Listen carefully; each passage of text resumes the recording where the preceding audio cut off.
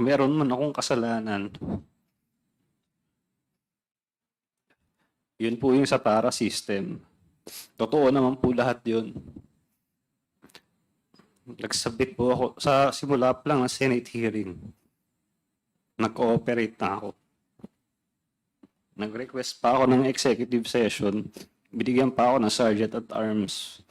Yung mga nilabas si Senator Lacson noon, hindi ko naman po kilala si Senator Lacson eh.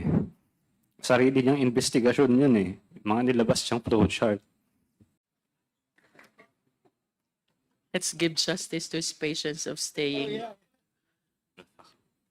Mr. Taguba, do you confirm that you're the same Taguba who was convicted for smuggling of shabu? Yes, Your Honor.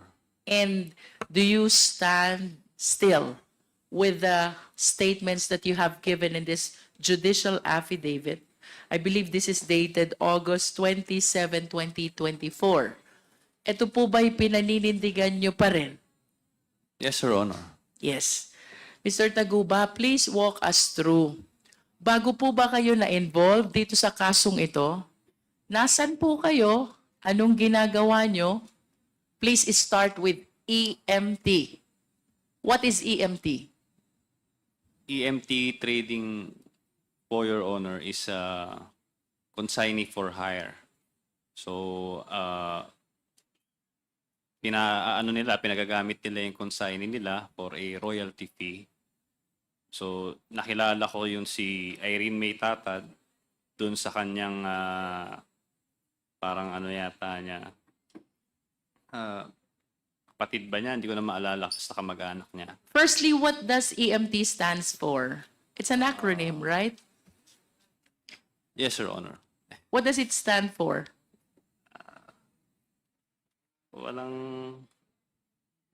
Hindi ko po alam eh. I found names here which appear to be consistent with these initials. If you will confirm, does it stand for Irene, TJ, and Mark?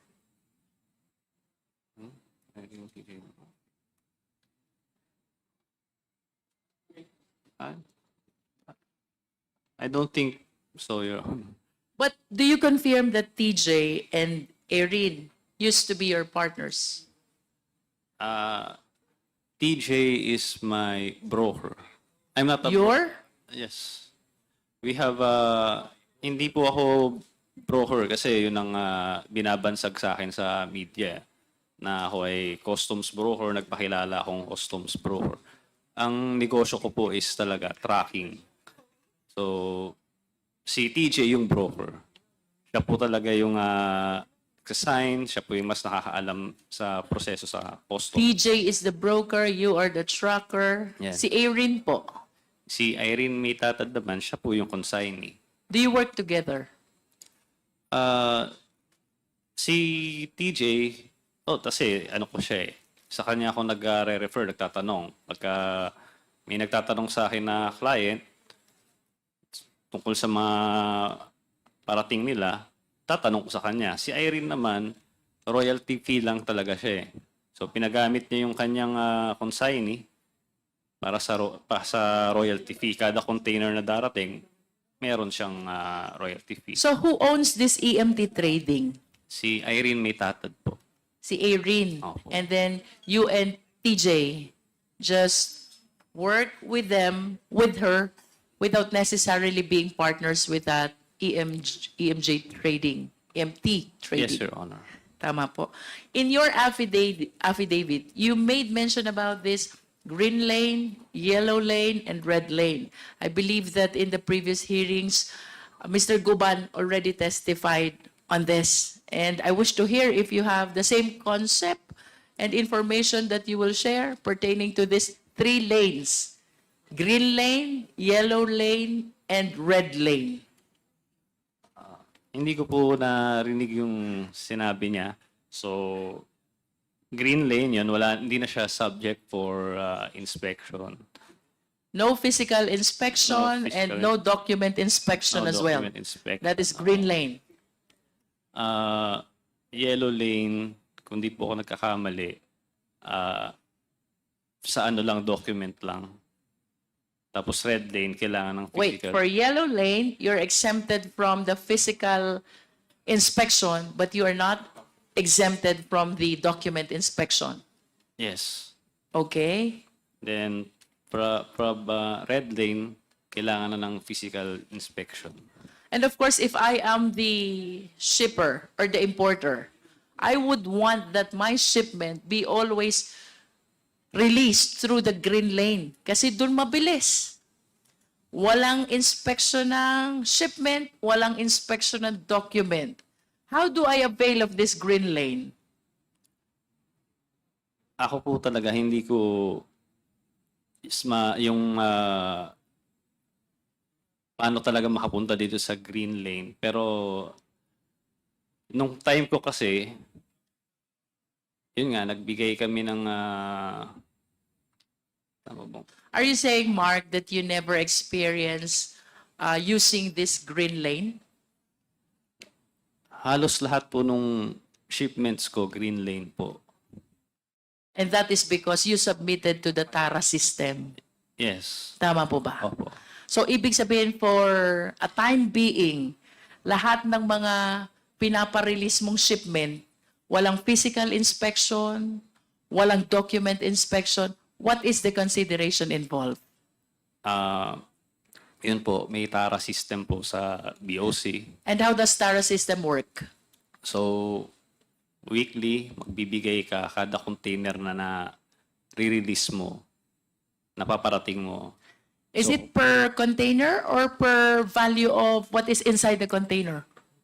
per container. Per container. Opo. How much per container? Iba-iba po kasi. So, iba-ibang Iba-iba depending on? iba-ibang departamento. So, nakalagay po dito yun. May mga text messages po ako. Mga Yes, screenshots. you Oo. mentioned a lot of offices. Can you please enlighten us on this? Anong mga opisina kailangang magbigay? Tama ba yung tanong ko, Mark? Opo. And So- that is what TARA system is all about? Yes, Your Honor.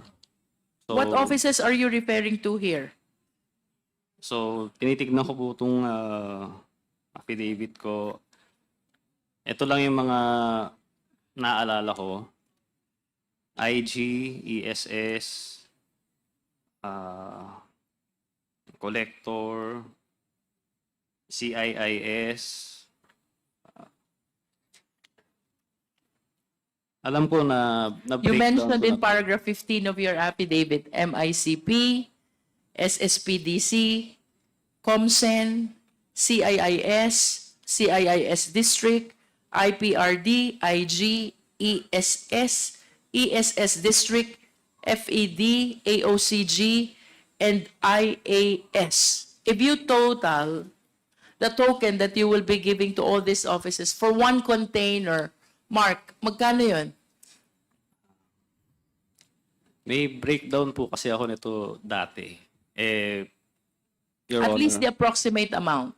Are you trying to tell us na kada office iba yung amount? yes, Your Honor, iba. I see. But you can at least give us an approximate amount. The total amount that you give for one container to cover all these offices. I believe these are 11 or 12 offices.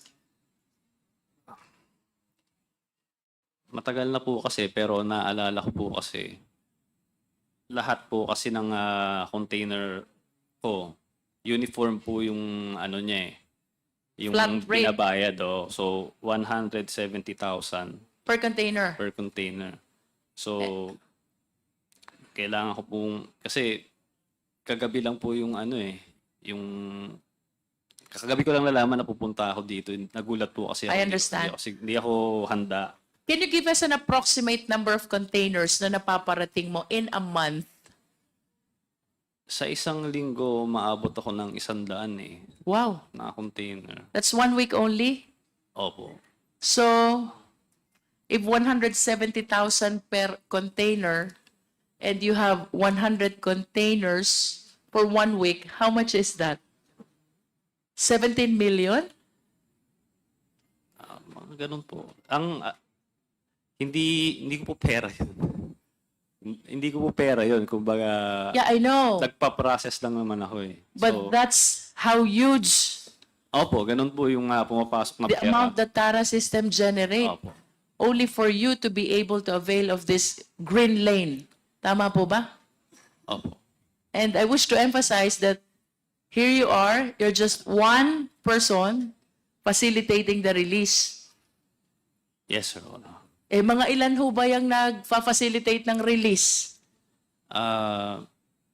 Marami po kami. In a day, can you give us an approximate number? Ilan po yung nagfa-facilitate ng release? Alam ko po, nagbigay rin si Senator Lacson ng kanyang sariling flowchart.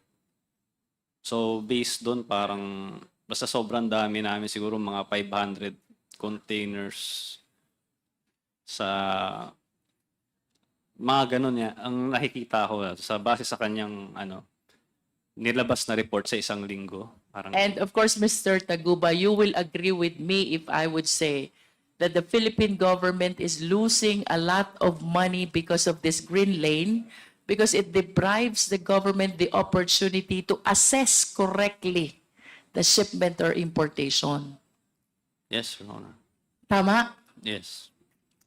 Mr. Chair, I know that I have manifested this concern before during our, I believe, hearing on Dangerous Drugs Committee.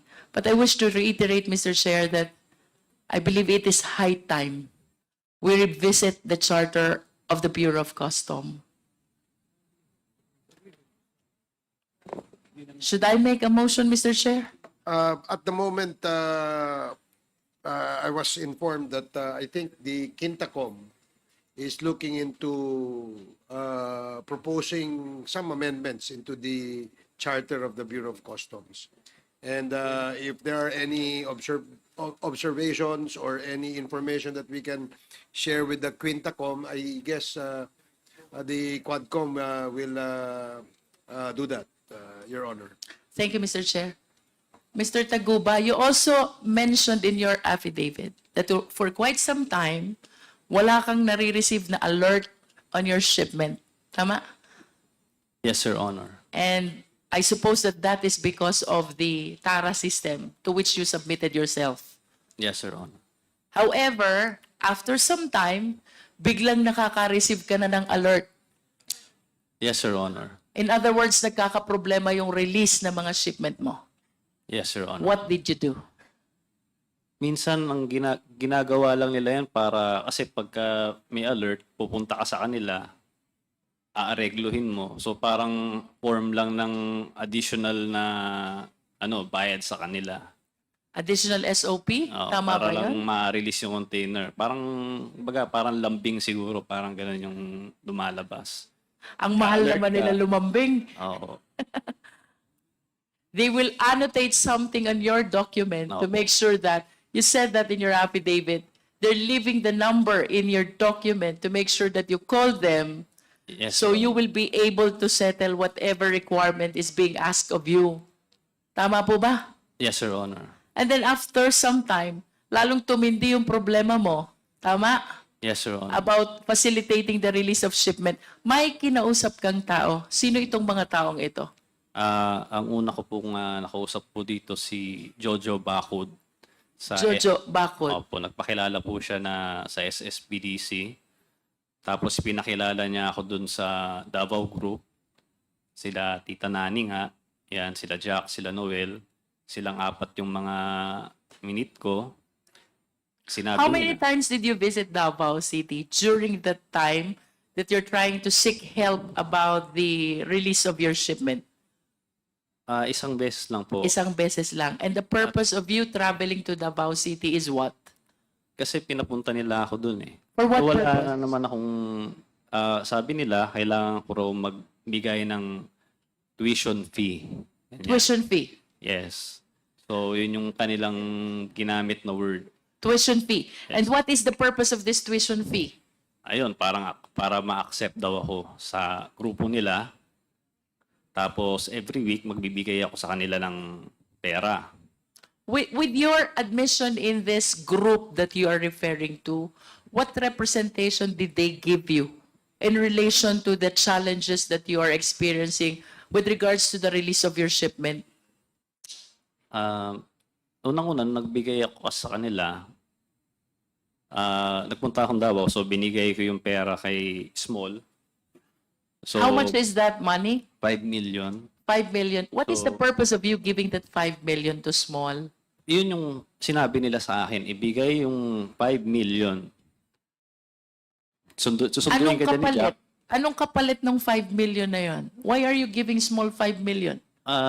Yun nga, para mapapasok na daw sa Davao Group, kasi kung hindi ka kasama sa kanila, i-alert nila yung mga containers mo. So, hindi ka makakapag-transaction sa Bureau of Customs. So, sa pagkakaintindi ko, lahat ng players ginawa yun. Kailangan By lahat ng players, are you referring to all people who are engaged in facilitating release of shipment? Yun ba ibig Oo, sabihin mo? yung po mga pinakita ni Senator Lacson noon, sila Kimberly, yan, sila Tevez, yan, sila Manny Santos, yung mga players yan eh. So, yun yung ibig ko sabihin, kailangan nilang magbigay doon sa Davao Group. Yun yung pagkakaintindi ko. Kasi parang sila na yung bagong customs eh. Kailangan mo sa kailangan dumaan lahat eh. Ginawa kasi nila, binago uli nila yung sistema, nagkaroon ng command center. So, parang sila na lang yung pwedeng mag-alert. Nasaan po itong command center na binabanggit nyo? Sa customs po yun. Sa loob. Oo, ginawa nilang, yun eh, nung time lang ni Fildon yun eh, ni Commissioner Fildon. Is Commissioner Feldon still here? So you were saying they established this command center right inside the Bureau of Customs, which has the control over alerting whichever shipment they want?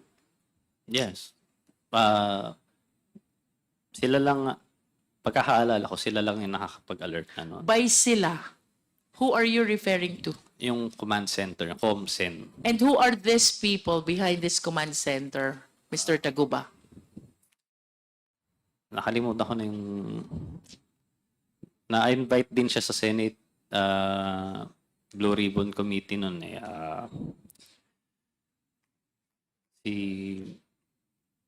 Nakalimutan ko na yung pangalan niya eh. If this is an ordinary person, I suppose that she will not be able to do that without somebody who's a big person behind him. Tama pa po ba? Papasok ka ng Bureau of Customs, magtatayo ka ng command center, and then you will have the control to alert the shipments coming into the port. Tama po ba? Somebody must be behind him. Yes, Your Honor. Pero pagkakaalam ko, sila Commissioner Fildon yung gumawa nun eh. Parang hindi naman siya, parang legal na, sa legal, meron bang yun eh. You cannot Sa tell batas, whether it is oo. legal or illegal. Yes.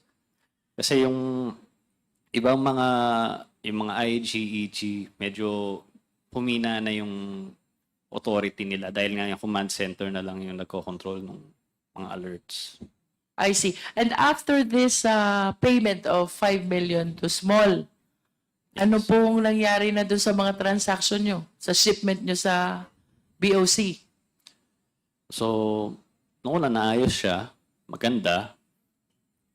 Pagkaraan, nagkaroon uli ng problema. Tapos, ni-refer na naman nila ako, itong sila Tita Nani. Pinakilala naman nila ako doon kay Big Brother. Yun nga, si Allen Kapuyan. Pinakilala, nakamit ko siya. So, yun, pinakilala nila ako sa kanya. Siya na raw ang bagong under ko na naman. So, hindi na rin ako sigurado sa ginagawa nila, pero nung kay Big Brother naman, naayos din yung shipment. Hanggang sa dumating naman yung problema na ito, yung kinakaharap ko ngayong kaso, na nangyaring raid sa Valenzuela, ayun, dun na po natapos yung Are you referring to the 6.4, no, the 604 kilogram of shabu? yes, Your Honor. And that is the reason why are you convicted already? Convicted? Yes, Your Honor. I see. May we know ilang taon po ba naging sentensya nyo? Sinintensyahan po ako ng life. Oh Lord. Life sentence. And that is equivalent to 20 years and 1 day to 40 years. Tama, Honorable Flores? How old are you, Mr. Taguba? 33 na po. 33. How long have you been in prison? 6 years. 6 years. Ibig sabihin, nag-umpisa ka makulong 27 years old. Yes, Your Honor. Tama. And if we can bring back those days, anong gagawin mo to be able to avoid this very sad fate that you're going through right now? Siguro hindi ko na pinasok sana tong ano. Sana sa iba ka na lang nagtrabaho, ano? Opo. Is that your honest belief? Sana sa iba ka na lang nagtrabaho. Yes. At You are so young. tsaka very unfair yung nangyari talaga sa na-convict ako na ganito. Okay, let us hear you. Why are you saying that this is very unfair? Unang-una, lokohan lang yung kaso. Nung nag-imbestiga sa NBI, preliminary investigation, lahat po ng dinaanan ng kargamento, kinasuhan. So hanggang sa pinakataas, hanggang sa pinakababa. So ang kaso sa amin is conspiracy. Pero nagawa nila ng paraan na pwedeng conspiracy nga siya, pero matatanggal yung mga matataas na tao, tulad nila Commissioner Faildon, at kami may iwan. So, inilaban namin sa korte yun na bakit ganon. Ang naging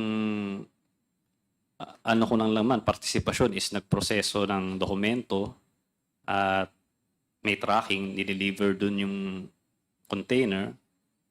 So, sabi ng korte, hindi kailangan na alam mo yung laman, no? Kasi mala prohibita. Okay? So, paano naman yung iba? Yung mga shipping lines, lahat-lahat, mga examiner. So, nagawa nila ng paraan, parang legal acrobatics, di ba? Na kabilang yung tamaan na dapat hindi, no? So, pero ngayon, nilalabanan pa rin namin sila ng patas. So, Do you have a pending appeal? may apela po kami. It's with the Court of Appeals or the Supreme Court already? Motion po kami ng inhibit. Nung tinamaan po ako, nag-inhibit po kami doon sa judge. Tapos, para ibang judge yung mag-decide ng motion for reconsideration. So it's still with the Court of Origin, nasa Regional Trial Court pa rin. May Yes, sir. pending motion for reconsideration, tapos finailan nyo ng motion for inhibition yung presiding judge. Yes, Your Honor. In other words, you believe that you were not able to get a fair decision. Yes, During the very hearing. unfair. Oo. May we know, Mr. Taguba, who were originally indicted bago na-exclude yung sinasabi mo from the case? How many were you? Ilan kayo yung original na nakahabla? Napakarami po namin eh. Kasi naalala ko noon, no, nasa NBI pa kami, nag-presenta doon sa preliminary investigation. Ang dami po namin nagbibigay ng affidavit. Nandoon po sila Commissioner Faildon, nandoon po sila Neil Estrella, Joel Pinawin. So, sabi ko nga, conspiracy, dapat lahat kami acquitted kung lahat. Kung acquit, kung ano naman, kung convict, di dapat convicted kami lahat. Kasi ganun eh, lahat ng dinaanan ng container. So, Ito nagawa bang- nila ng paraan na kami lang ang makasuhan. Mr. Taguba, ito bang sinasabi mo marami kami na hinabla? Were you represented by one lawyer only? Or you have different lawyers? Iba-ibang lawyer po. Iba-iba. Opo. Ibig sabihin yung defenses nyo, iba-iba din. Opo. Depende sa strategy ng mga lawyers na humawak sa inyo, no? Opo. And can you please name names of those who were included in the charge, the prominent ones? Sino po yung mga kilalang tao aside from Commissioner Faeldon na nasama doon sa habla? Hindi ko na po maalala lahat pero si Commissioner Faeldon yung pinaka tumatak sa akin noon. Tsaka sila Neil Estrella, tsaka si Joel Pinawin. These are all BOC officials? Yes, Your Honor. And upon conviction, sinong kasama mo na lang? Ako, si Irene, tsaka si Kenneth, tapos yung bodigero. So there were 4 of you Yes. who were convicted. Bodigero, the tracker, the broker, and the other one is the facilitator of your document. Kasama ba si Irene? Yes, Your Honor. And all the BOC officials were excluded from the charge. Yes, Your Honor. At tsaka, tingin ko yun din yung dahilan. Kaya, siyempre, pag lumalabas sa balita, laging customs broker Mark Taguba. So, sa mga hindi nakakaintindi, siyempre, pagka narinig mo yung customs, di may tinamaan na tatrabaho sa customs. So, gumagana yung natin, justice system natin. Walang BOC official na nakasama. Wala, kahit isa. All of you were private individuals. Yes, Your Honor. Who was able to apprehend this shipment? Sino pong nakahuli nito? Ang nakahuli nito, nakakatawa po kasi yung warehouse po, si Chen Julong, may-ari po noon, wala na po ata sa bansa eh. Kasi hindi po siya nakakulong, di po siya nakulong kailanman. Ang nanghuli po nito, sila Neil Estrella, sila Commissioner Faeldon, tsaka sila Joel Pinawin. Meron po silang litrato ni Chen Julong na parang body-body lang sila nung nag-raid sila doon. Hindi nila hinuli nung nag-raid sila doon. Yung si Chen Julong. Ang nangyari, tinuro kami kahit wala naman talagang pweba o ebidensya na magtuturo sa akin. So, ako ang nadiin. Sino si Kenneth Dong? Si Kenneth Dong po, yung isa sa kliyente ko po. Siya po yung nag-ano sa akin nung mag-process ng container na yon, MCLU 600-1881. So if Kenneth Dong is the one who approached you to process the release of this container, who is the owner of that container? Siyempre nung una pagkakaalam ko po si Kenneth Dong kasi nga siya yung kausap ko eh. So nung pumutok na po itong balita, nagkaroon ng raid sa Valenzuela, tsaka ako nalaman na ayun nga, ang dami palang layer. So si Chen Julong, tapos may Manili pa, tapos kung ano-ano pa eh. So hindi ko alam talaga kung sinong may-ari nung container. Sinasabi niya si Manili. Si Manili naman may ibang tinuturo. Hindi ko alam kung kanino talaga yung container, ma'am. But you were saying that the shipment was seized during the time that it was already in the warehouse. Yes, Your Honor. Who owns the warehouse? Si Chen Julong.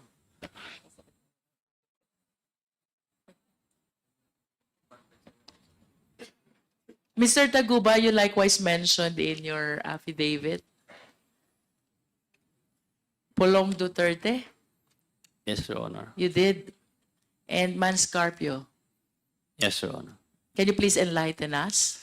Why did you mention these 2 names in your affidavit?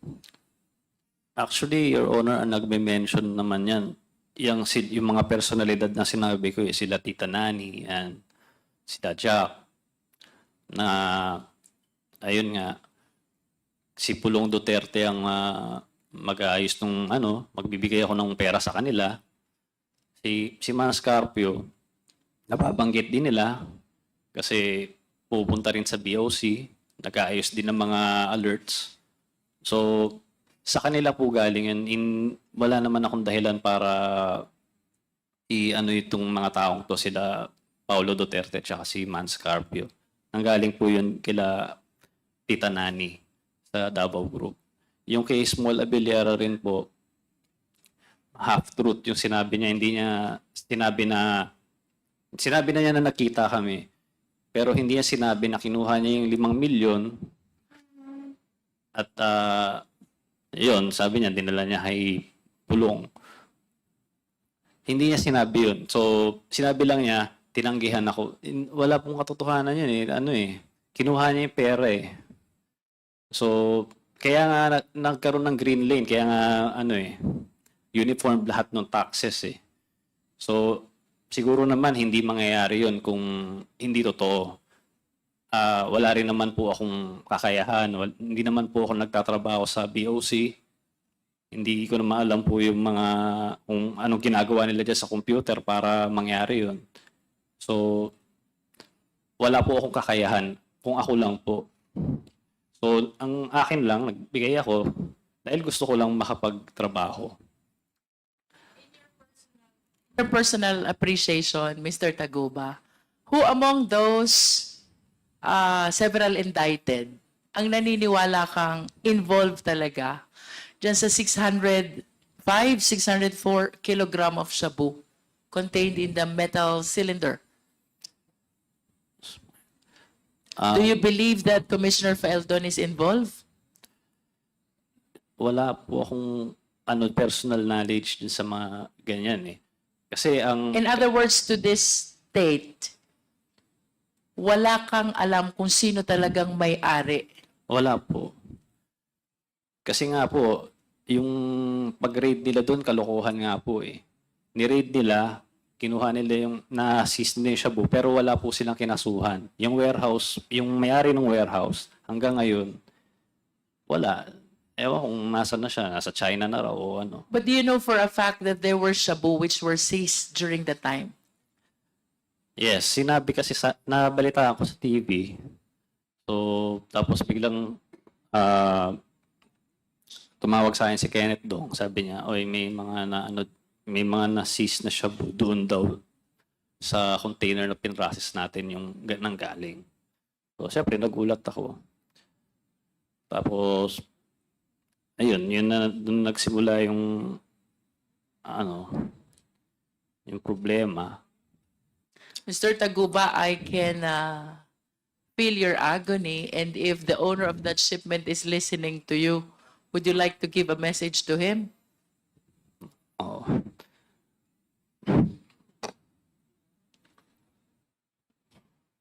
Kahit hindi natin alam kung sino ang may-ari niyan to this date,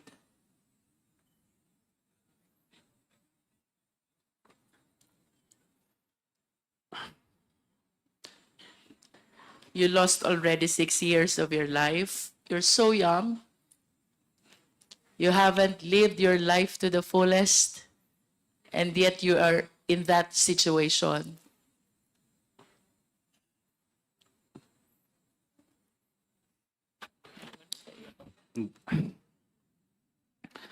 Napakahirap po talaga. Kasi tingin ng mga tao sa akin, drug lord ako. Nung unang punta ko sa RDC, tinanong ko sa akin ng mga gumagawa nun dun, kung pwede ba ako mag-supply sa kanila. Sabi ko, wala po talaga akong kinalaman dyan. Ang hirap mo.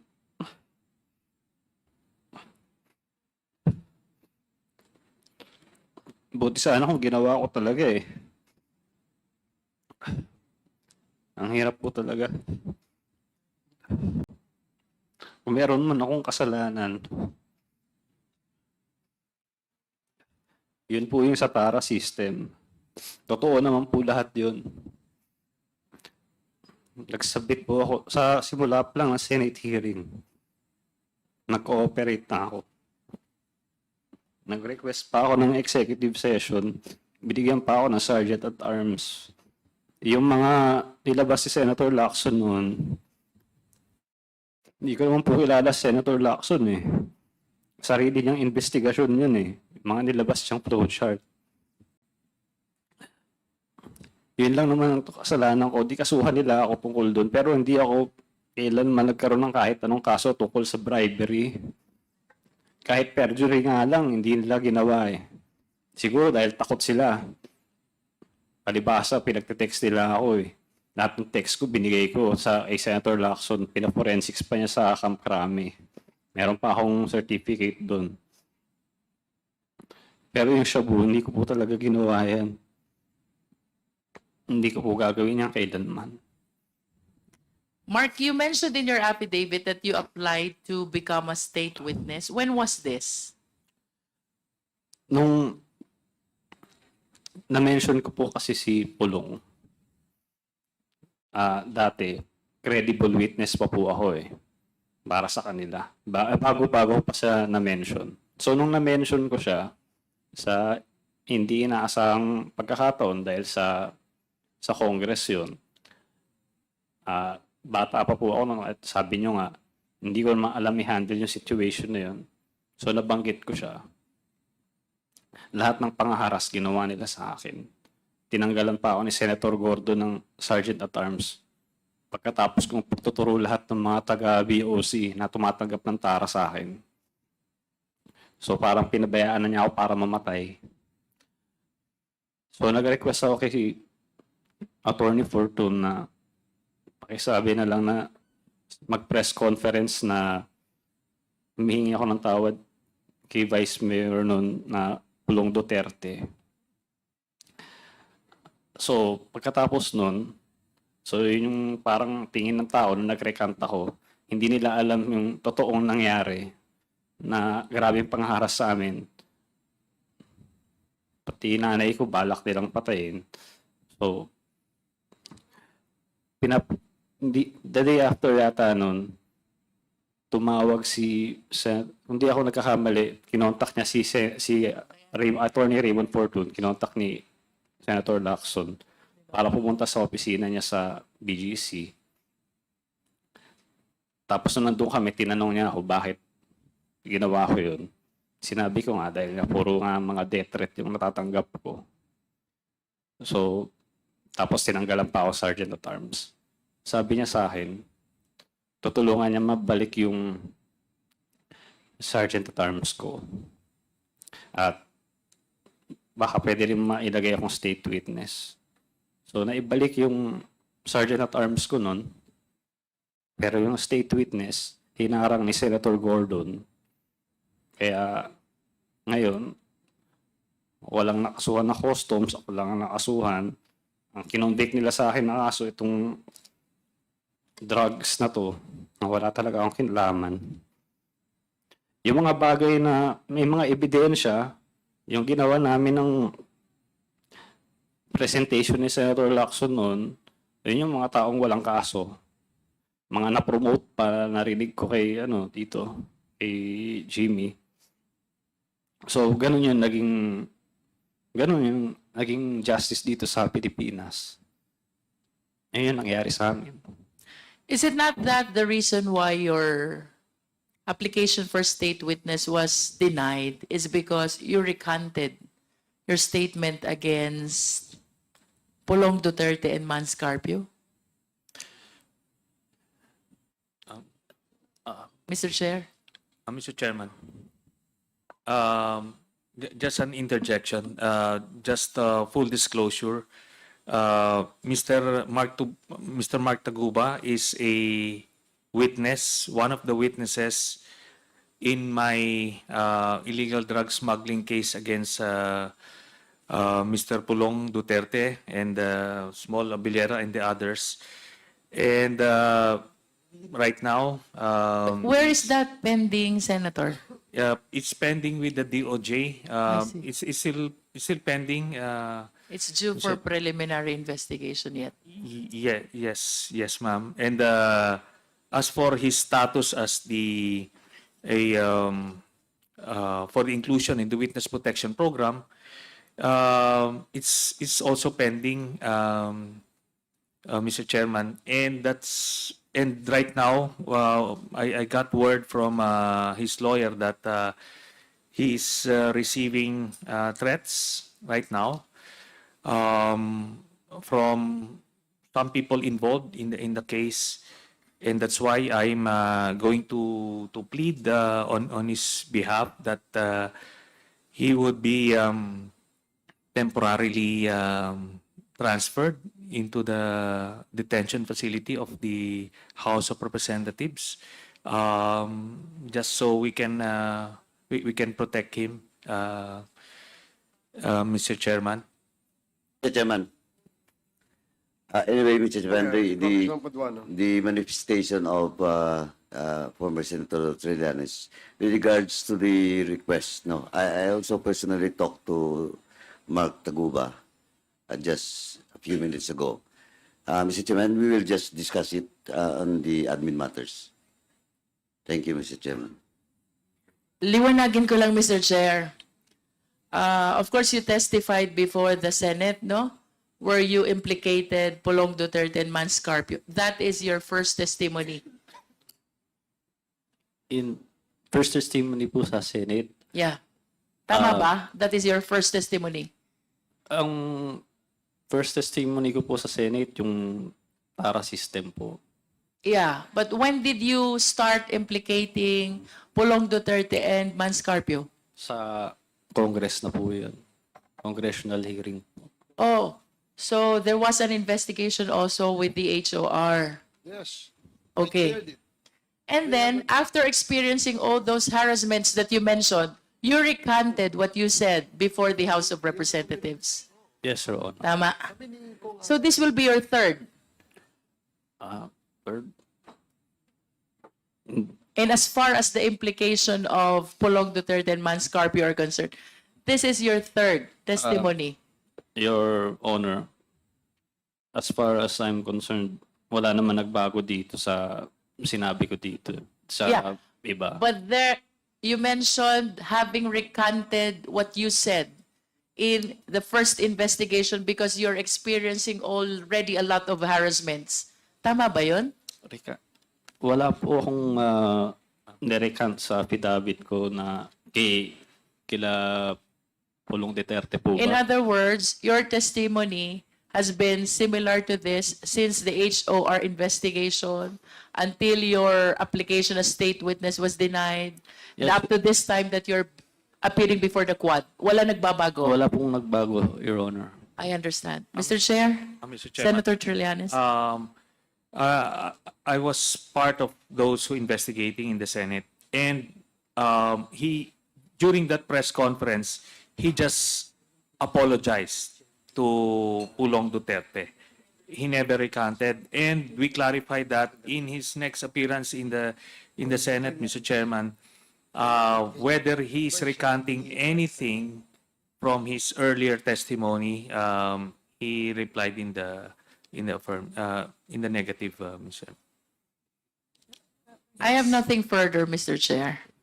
Okay, thank you, Congresswoman. I thought you're like the ever-ready battery. Tuloy-tuloy.